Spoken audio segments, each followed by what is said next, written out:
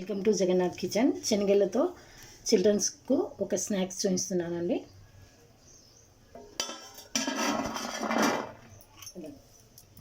ఉడకబెట్టుకున్న శనగలండి. ఈ విధంగా వీటిని ఒత్తేసుకోవాలి.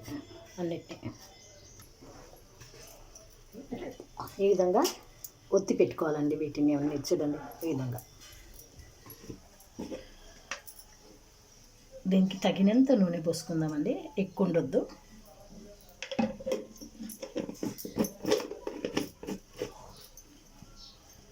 పచ్చిమిర్చి అండి,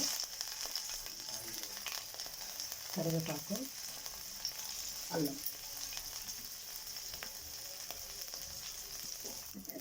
ఎండుమిర్చి అండి ఒకటి. ఇప్పుడు వీటినన్నిటిని ఇలా వేసేసుకుందాం.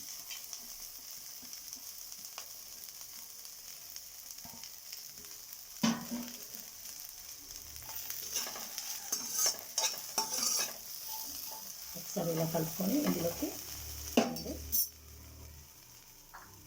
దీనికి తగినంత ఉప్పు వేస్తున్నానండి.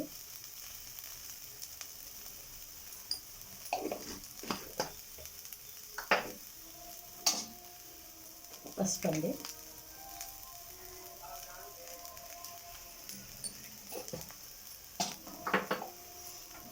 జీరా పౌడర్,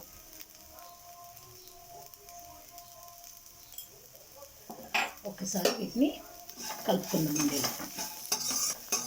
ఒకసారి ఇలా కలుపుకున్న తర్వాత అండి, మీకు నచ్చితే దీన్ని డీప్ ఫ్రై చేయొచ్చు, కానీ నేను డీప్ ఫ్రై లేకుండా చూస్తున్నాను మీకు. ఈ విధంగా చేసాం కదండి. ఈ విధంగా చేసిన తర్వాత కొద్దిగా కలర్ గురించి చిల్లీ పౌడర్ వేద్దామండి.